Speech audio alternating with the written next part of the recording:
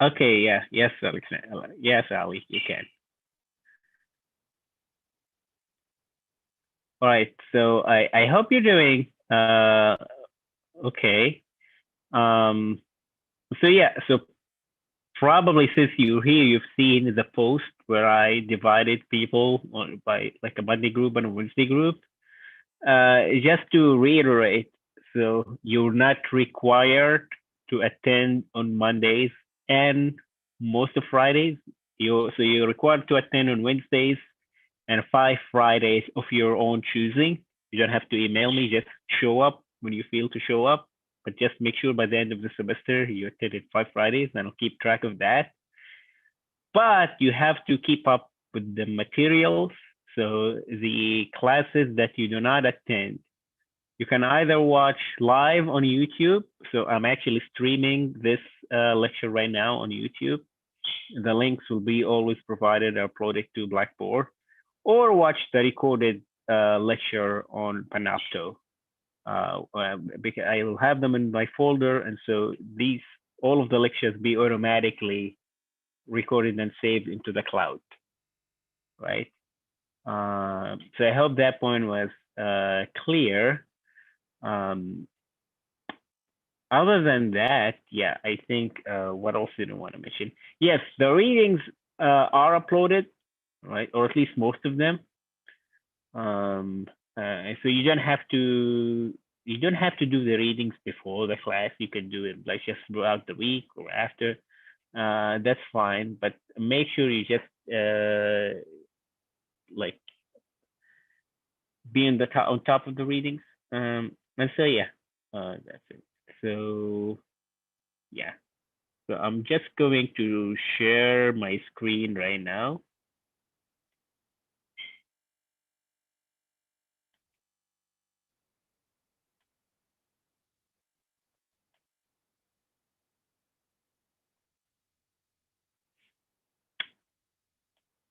All right, so welcome to week one. So today we're going to talk about research in general and just an introduction of why research is important. What do we mean by research in academic sense, and how can research be useful to you? So here's what we're going to talk about today.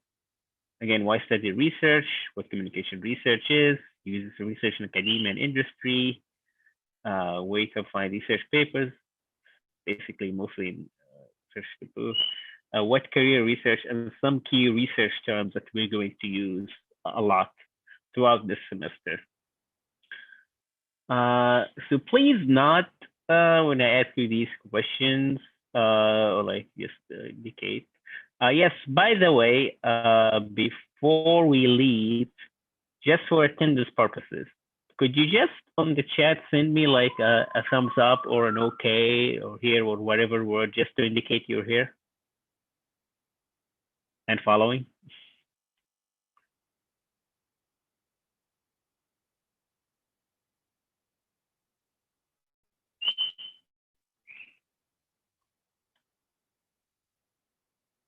Okay, cool. Yeah, it looks like we have everybody. Awesome. All right. Okay. So, right. So, uh, please not if you've heard of these claims or these statements before. So, violent video games increase criminal behavior. Smartphones make people addicted to technology. Kids nowadays have a shorter attention span. Social media influences increase the sales for beauty brands. Looking at magazines covers make people insecure about their bodies. A large size portions encourage people to eat more. How many of you heard of these things being said before, or you read them somewhere, or you listened to someone saying them? They familiar claims, right? Um, so all of these are what we would call claims, and a claim is a proposition or a presumption that there is a relationship that exists between two things, between two constructs, or between two variables. What we mean by a claim. The question is, are they true? Can we know if they are true? How can we know that? How can we make sure that they are true or not?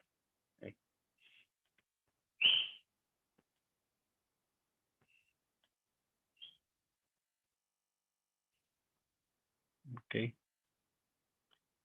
So the answer is we do research. That's how we know that a claim is true or not. Research is a way of knowing facts, of getting closer to that truth. And research in this specific settings, and at least in this class, and from the intellectual tradition that I come from, we are basing our research on empiricism, or the empirical approach to studying human behavior. And this is also known as the scientific method, sometimes with a capital S. How many of you have heard the word empirical before? Do you know, what do you think the word empirical means? What do you think the word means?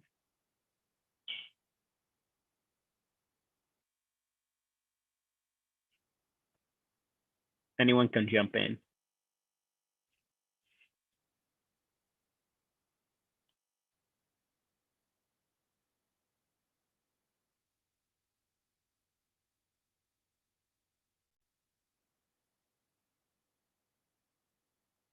Anybody?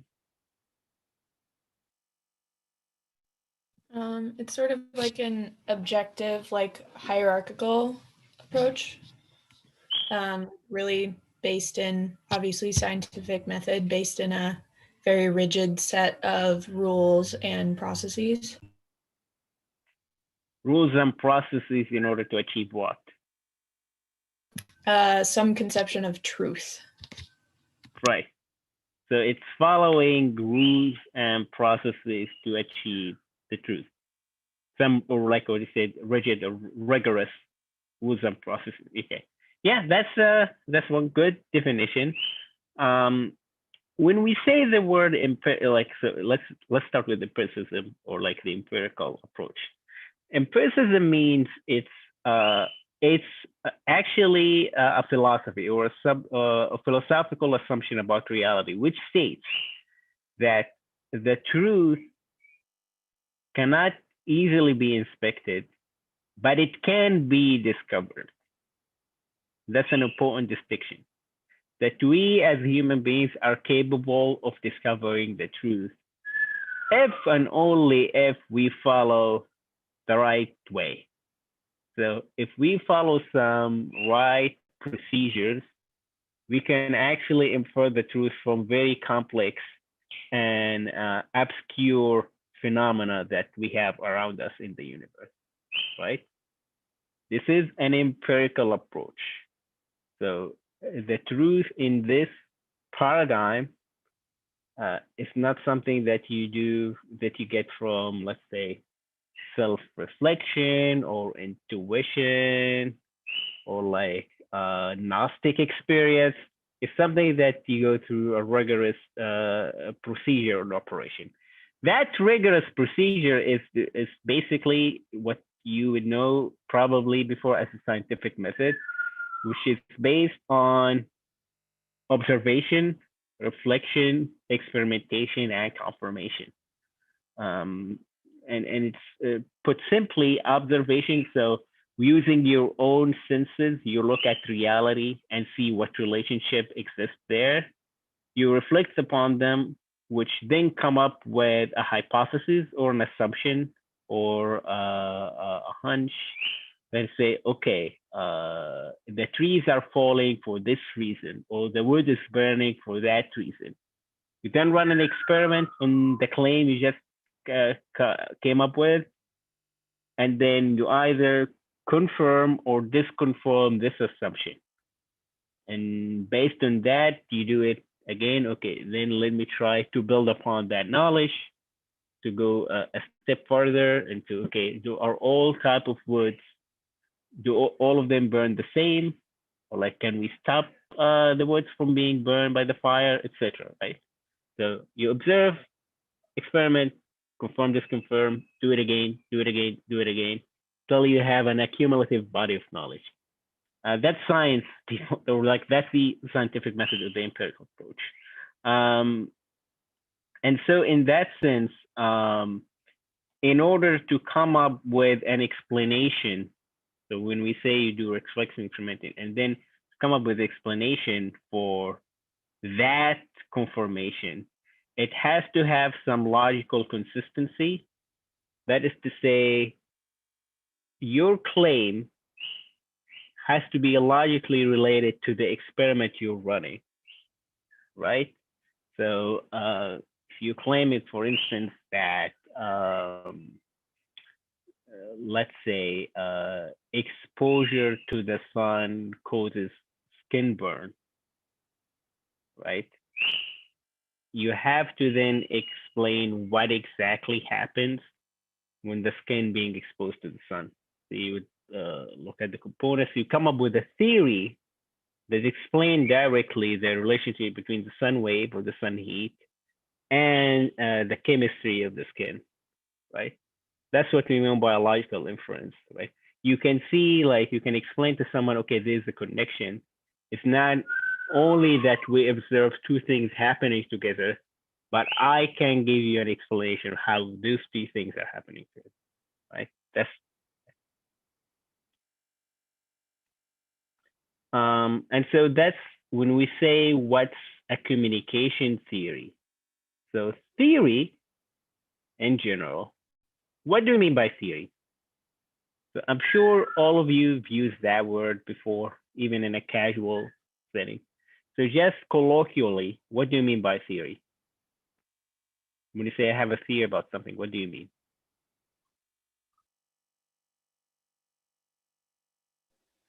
Like a concept, like an idea, but like a little deeper than that. I'd say like a more thought out and like I guess like I don't really know how to explain it. Yeah, like a thought out concept. Like you kind of delved into it deeper than just like an idea.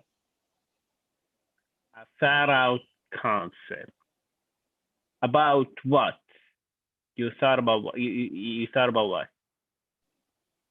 I was just like explaining like a broad definition of theory, but like I mean, based on like the screen, I guess, yeah, like an explanation of like what that theory coincides with. So like how things work, I guess. Right. Yeah. So it's an explanation. Yeah, that's a good word. That's correctly. Anyone has a different definition of the word. Can someone give me? Yeah. Someone give me a context in which you would use the word theory. What does it mean?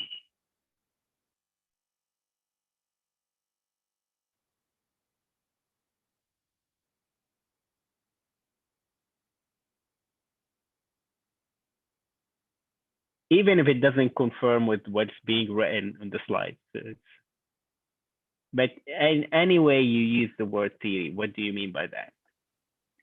I think a lot of people will sometimes use like this is not like socially, but they'll say like a conspiracy theory, and usually it has to be like they've thought it out. It's very like they're using some logical reasoning to kind of connect two things or like kind of say that one thing is leading to another.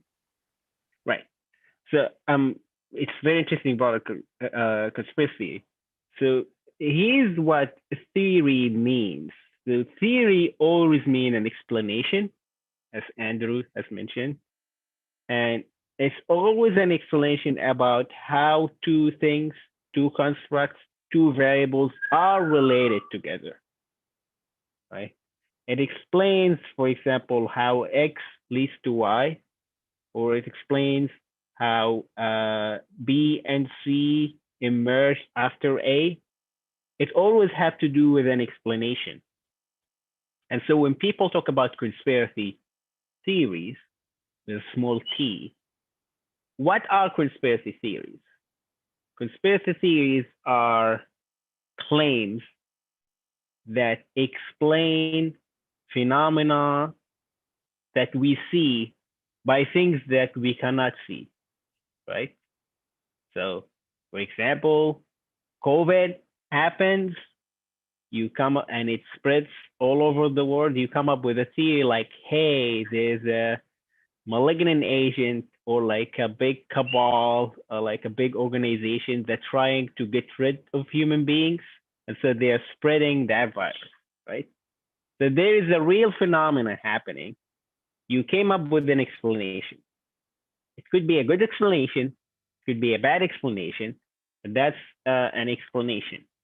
In the scientific sense, it would only be the word theory itself would be reserved to use on scientifically verifiable explanations, right? And that's a good difference between a scientific theory and a conspiracy theory. The good thing about conspiracy theory is that you don't have to prove anything, right? Because we cannot meet those, I don't know, aliens or that, what do you call it, like the Council of Global Leaders, something like, we cannot really see that, right? Or like we cannot see the lab that someone created it. So you don't have to prove anything, right? In a scientific thing, all of your theories have to be testable. And if they're not testable, they're not really theories, right? There has to be an explanation. So in that sense also, theories are different than facts. Theories are explanation of facts. Right? So that, I think that's what Andrew was trying to express. Let's say you actually thought about the things that you observe. It's not something, okay, like it rained yesterday is not a theory. If you can explain why it rained yesterday, that's yeah, theory. We have a theory about like climate change or like how clouds are formed and then when do we get the rain or not.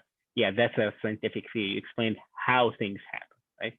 So theory is always an explanation of how things happen, okay?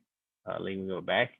A communication theory then, it becomes easy. It's just applying that to the communication field. It's like the relationship between two concepts in the communication process. And to remind you what the communication process is, we have what? The sender, the receiver, and then we have a message in between that goes through a channel. And then we as communication scholars, with common explanation of, for example, why the audiences pay more attention to channel A versus channel B. Come up with a theory for that. Or like why, for example, actor A chosen these symbols to convey this message, right? Or like what components of that message made it more persuasive than others, right? We come up with theories to explain variation in the success and failure of the communication process. Right? And those explanations have to have some logical relationships. That is to say, if I explain it to you, you can see how A leads to B. You may not agree with it right away, but at least it's logical. It follows that. For instance, so for example, I would say people paid more. People, for example, I could claim that people pay more money for products that have fun ads because they enjoy it, right? So let's say a product had like funny commercials. My claim is, okay, that would lead more people buying it because they would love the commercial. So you see this, there's some logical relationship. So fun leads to enjoyment and enjoyment leads to good attitude towards the product or the brand. And then that attitude leads to purchase. Right? We might test every single piece separately later, but at least my framework is logical. So you see the difference? I explain how things move from A to B to C, and then we can test that.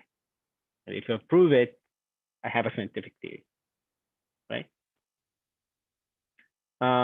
And so this idea of becoming, of thinking about things from an empirical standpoint would help you in your in a sense that being familiar with research would help you, say, read market reports. So when you look at trends, let's say of the housing market, of the stock market, of the job market, for instance, you can think about causes and effects.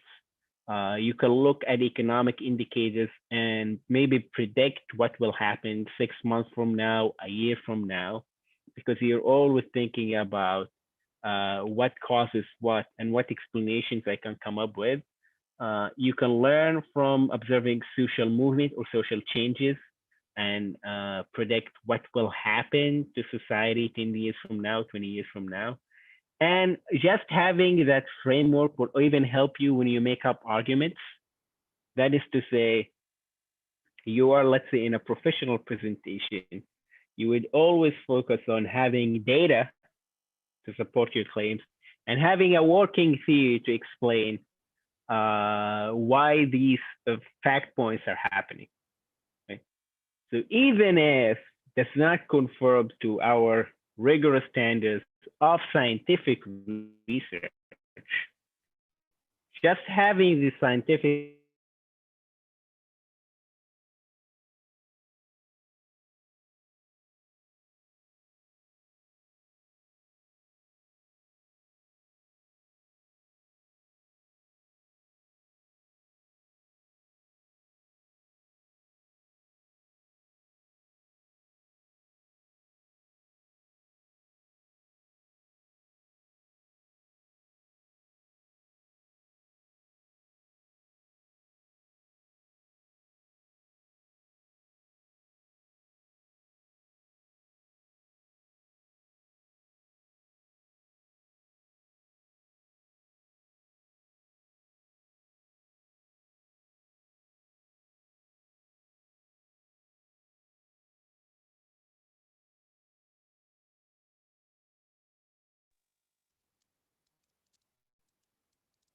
yeah, so I think I was gone for a second, right?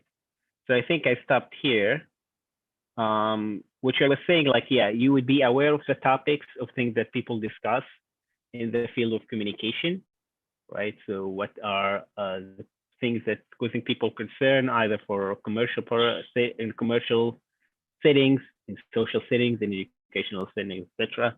And then you would be able to write reports or research reports.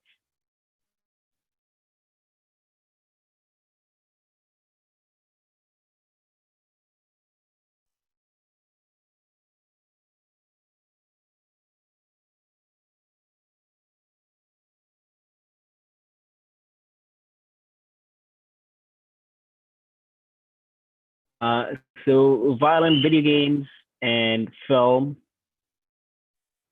content, something people study. The effect of data algorithms in consumer rights. So having our data stored on social media apps that have also our location information and personal information, how would that affect us? The idea of data privacy and regulation, that's people do research in that. Political communication and voting behavior, like this is a growing field. And so what type of political ads would increase the candidates? Influencer marketing and digital campaigns, also a huge question right now. I actually do research in this specific field. Product placement and native advertising. Online peer pressure on drinking habits. So when people post videos or stories on, let's say, Snapchat while drinking, would that encourage other college students to drink more, right? And then you get like that sense of self-enforcing loop.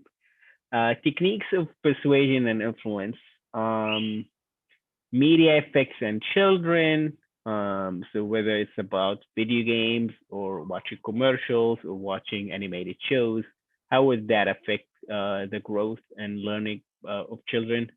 Prejudice and portrayal of ethnic groups, right? So many researchers are dealing with that. So how the portrayals of different minority groups, different ethnic groups, like maybe LGBTQ community, or like when you portray other countries, how would that cultivate an idea or conception about that group in the minds of the audience, right?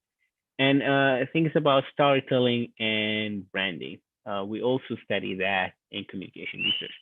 So as you can see, there's a lot of things.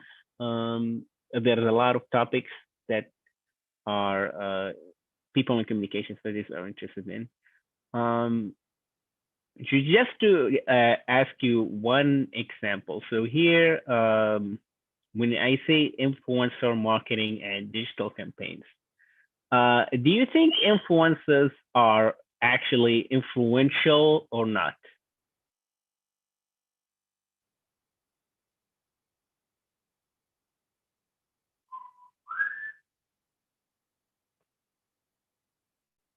And I think I should have asked, do you know what influencers are?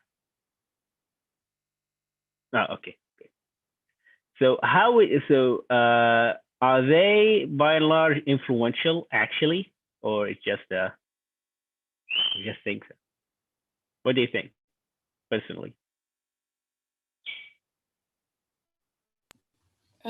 Personally, I think they are, just because they receive such a high rate of engagement, and also because, especially on like Instagram, for example, I feel like people in whatever way, whether it's a beauty influencer or a fitness influencer, etc., I feel like the reason people follow along with those kinds of influencers is to sort of get an insight into the lifestyle that they're leading, because to some degree you might want to emulate that lifestyle.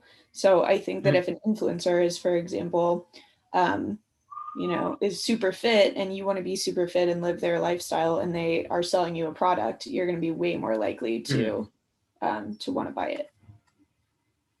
Okay.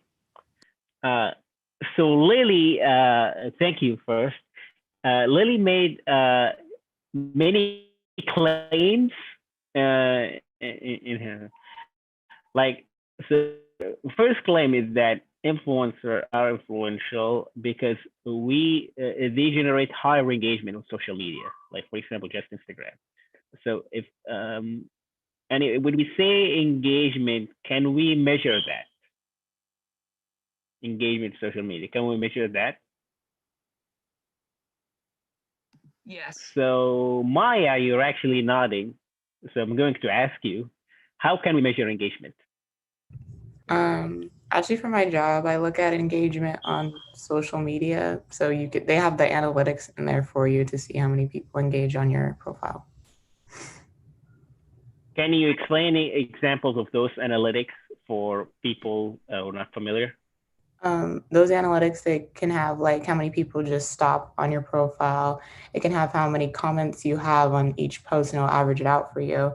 It will have like how many people like your post on average, or just things like that. It'll collect all that data for you. Yeah. So talking about engagement. So the claim is, if an influencer, we want to know if a specific influencer is effective or not. We can look, for example, what Maya is saying, like how many people like log into the profile. So they click when they see, so example, they see it, let's say on the timeline, and then how many clicked on and went to the profile. I'm talking to people who are supposedly familiar with Instagram, I hope at least. How many people commented?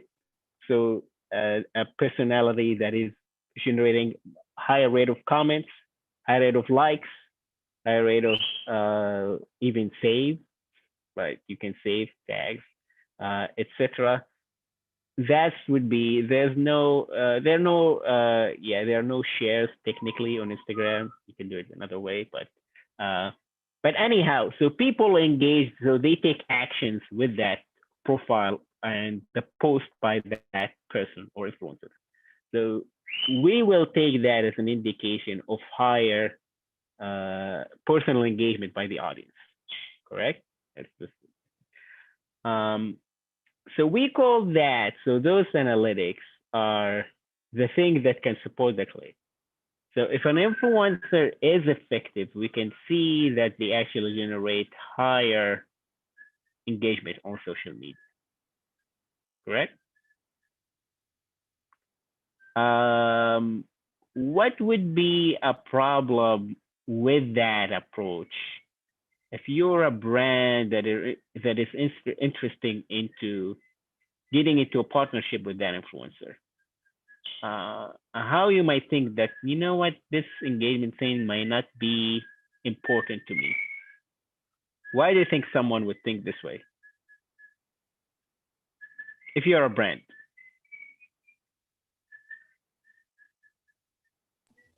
There's a chance that that engagement might not necessarily translate to like direct purchases of your product. Right. So that's exactly the word I wanted to hear. Translate. So yeah, you know what, Maya, your friend is just, she has like cool pictures and whatnot, but does that engagement really translate into conversions, as they say in the biz, or like actual purchases? I'm not sure. So your whole metric it's not applied to me. So you could see here what people would argue about in research is that are the things you're measuring valid for the question or the concern that I have? So yeah, you might be trained, okay, let's look at engagement, but if I am a brand that partnering, do the influencers actually increase the purchase rate or not? Okay. So that's something, you know what, we already had this discussion about,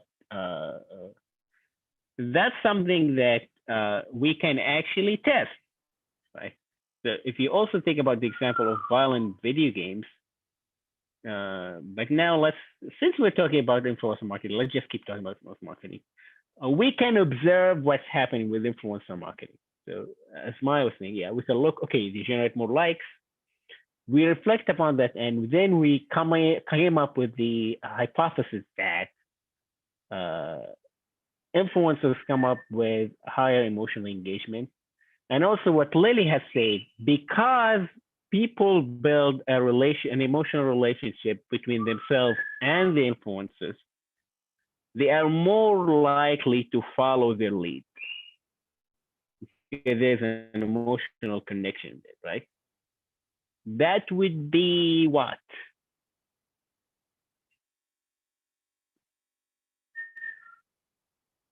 A theory? So, yes, thank you. Yeah, that would be a theory. So emotional engagement leads to increases actions.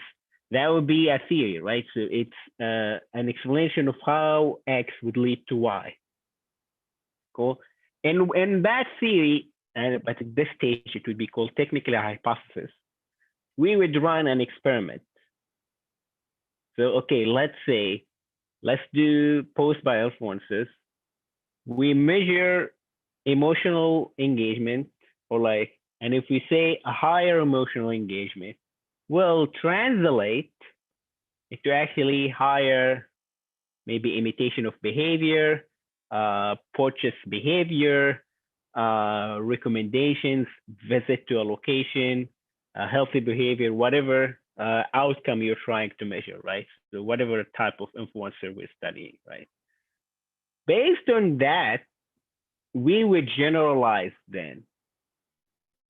So if we discover that in one specific setting, we're saying, well, actually, influencers who drive up emotional engagement would actually then drive up commercial or transactional engagement or conversions, whatever label you want to use, right? So then at that stage, it would be called a theory with like a capital T, right? To be very technical here.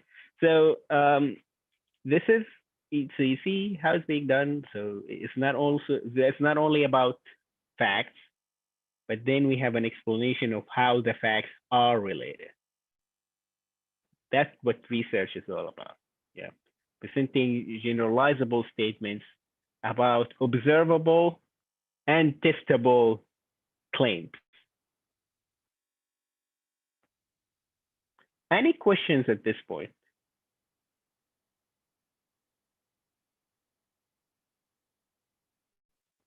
Cool.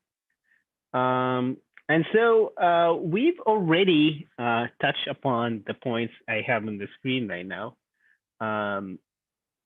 So the basic component of research. So we have the data, and the data is,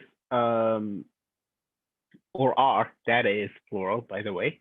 Singular is datum, that no one uses. But data are observations you get either from a national settings or from an experimentation, right?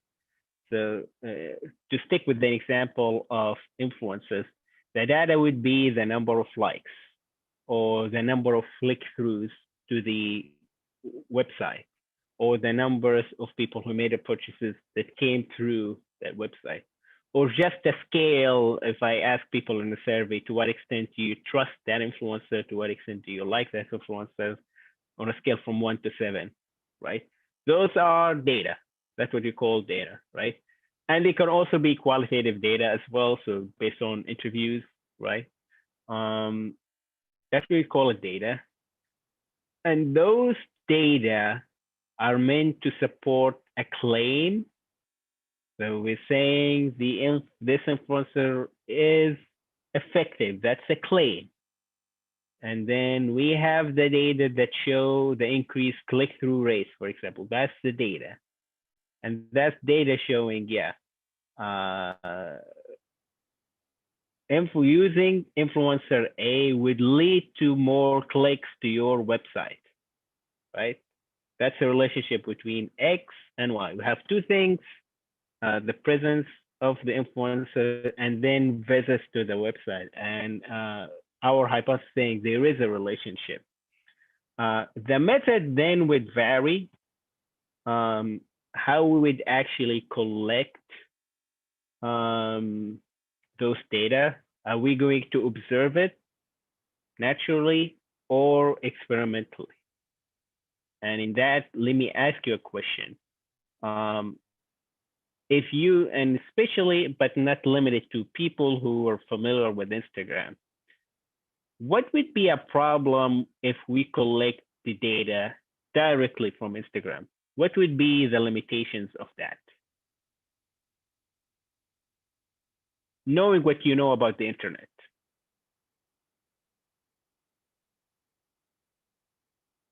Some of that data could be fabricated. Right. So if you, I'm sure all of you have heard about like fake followers before, bots, asking your friend just to give you positive reviews on Yelp, things like that, right? So sometimes we have to agree on a rigorous methods of obtaining the data, and it's always there's a trade-off. So could we then do just an experiment in which we take people into a lab and then we show them pictures of the influencer and then ask them what they would like to purchase, right? So that's something we could do. What would be a limitation of that? Can someone think of a limitation of that?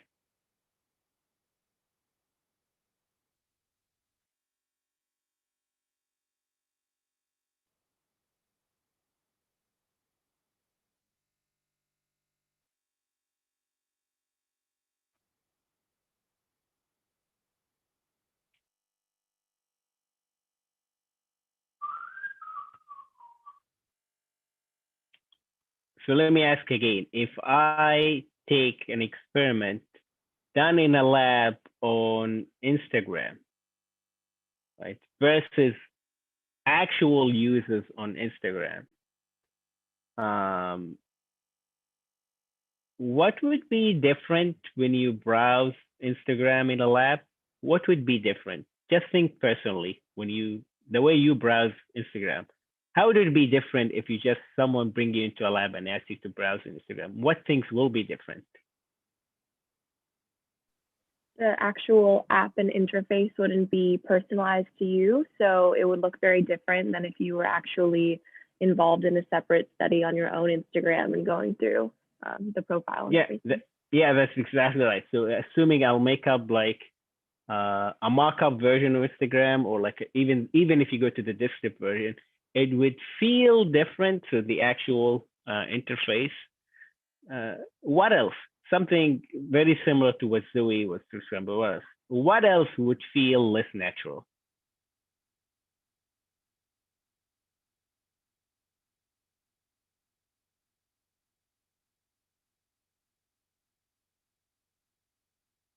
The fact that usually browsing on social media is just something that happens throughout your day, and it can happen in like a variety of situations. You don't normally intentionally sit down and say, I am going to spend an hour on Twitter or whatever it may be. It just sort of happens organically. Yes, right. So the method by calculator. So if I ask you to go to Instagram in the lab, it's as if it's a task.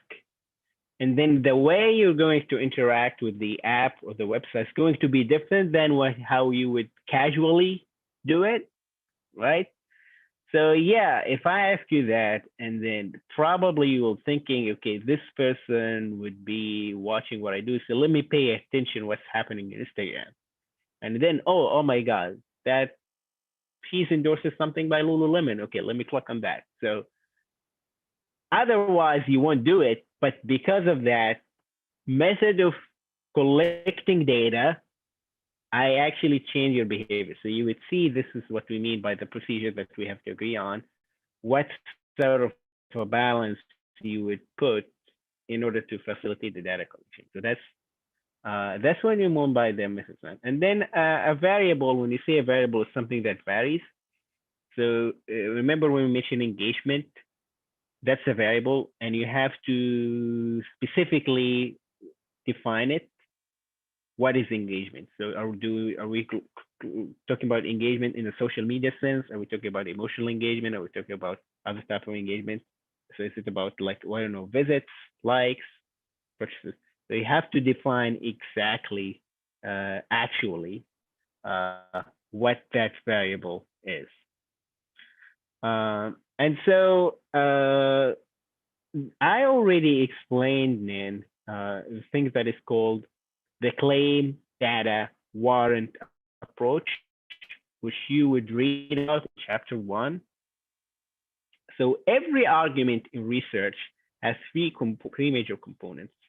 The first is the claim, second is data, and the third is the warrant. So claim, we just mentioned, you propose something. A goes up with B or X leads to Y. And these claims can be based on anecdotes, just your casual observation, gut feeling, something you heard, something you watched on TV and made you think about something, like assumptions you have about reality, right? So influencers are effective, or violent video games lead to violent behavior, etc. These claims can be tested, and if they can be tested, they will come empirical claims. So the fact that playing video games will lead to more violent behavior is a testable claim, because in theory, we can actually observe people who play more violent games and then see if that's reflected in their behavior somewhat. And based on that, we can refute or support the claim.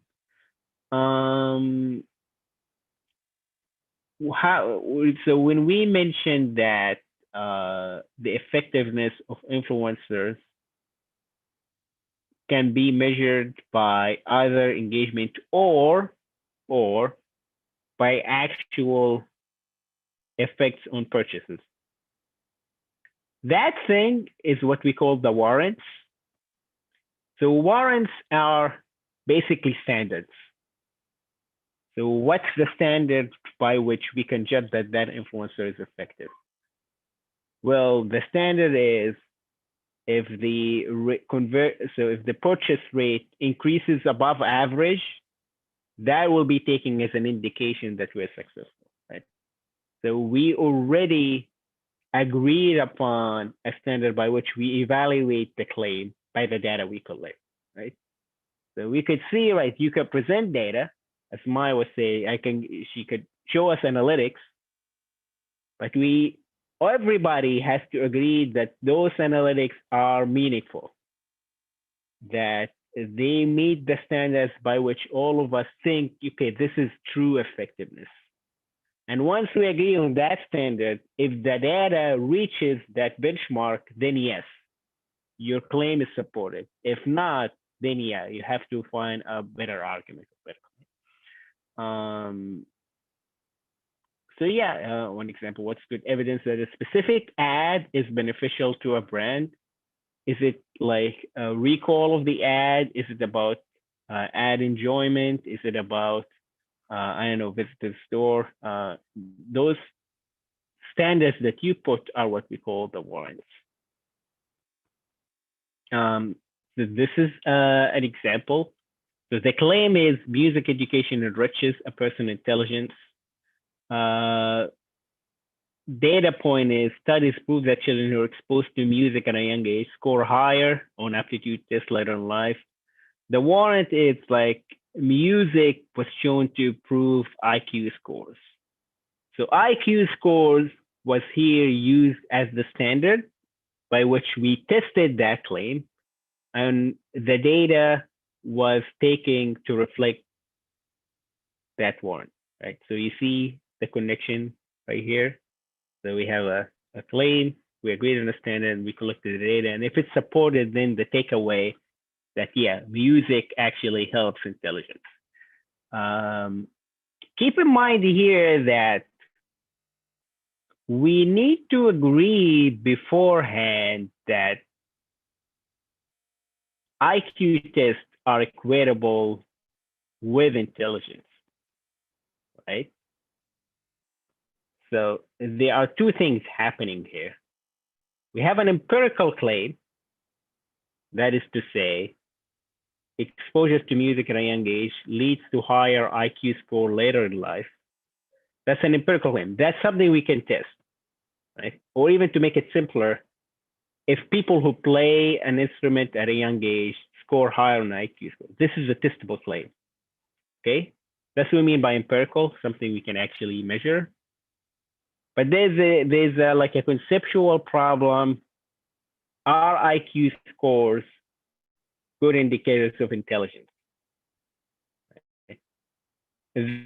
That part you have to support theoretically or philosophically. It's not something you support with data. Data comes after. Like we have to agree on the premise, right? Then you collect the data. You see how it works, right? You have to come up with a standard. So either like there's usually a body people have been doing, or like there's some philosophical schools that support it, and then you come up with the claims so you can test. But always the warrants come up with is something that a standard you produce driven from a specific theoretical tradition or like a school of thought, right? So whether you think, if you think about the previous examples, if engagement in social media are good standards or not, or like purchases are good standard or not, that's something that conventionally you have to agree on, but it's not something that can be directly tested. So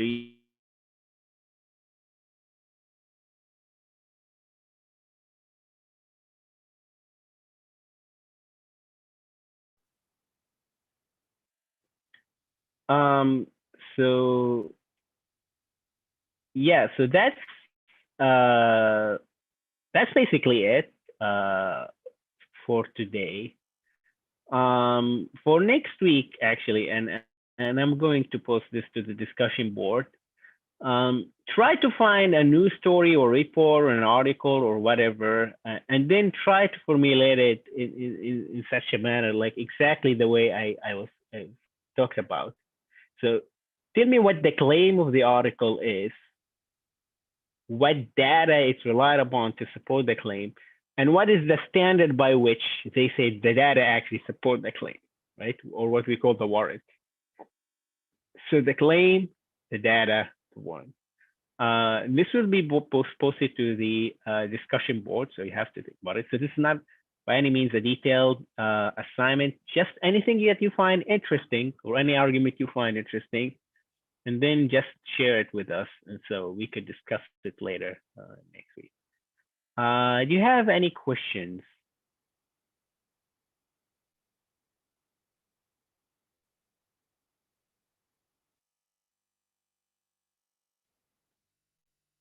Okay. So yeah, if you don't, feel free to go. Thank you for being here, and I'll see you next week. Thank Thank you. you. Thank you. Yeah. Thank you. Yeah, take care. Professor? Professor? Okay, give me a second. Andrew, are you here? Yeah, I am. I just had like a quick question for you. But Reem was speaking, so she could go ahead. Sure. You can ask your question. It's fine. No, because okay. I have a question for you. I have a question. Okay. So what were you saying in the chat? She came in. My friend Ari, like she had a doctor's appointment, so she came in like 10 minutes late. But she just wanted me to like update Okay. you and let you know. Also, I was in your 8 a.m. section like before. And we had like class on Monday, but you didn't like show up at 8 a.m. I think like there was like probably a scheduling problem. But I finally got off the wait list for this one, so that's what I wanted. I was wondering if I could switch my like schedule for Wednesday, because on the paper I am on Monday. So I was wondering if I could Wednesday? Yeah, if I could be on Wednesday, Yeah, that would okay. be fantastic. Okay, cool. Cool. That's it. All right. Okay. Thank cool. you. Thank you. Okay. Bye. Professor? Yes. Hi. Yeah, I had the question about attending the class because like I'm not in the US. Okay. Oh yeah. We yes, it's all online. Okay. Yeah. Okay. So let me actually stop this. So yes,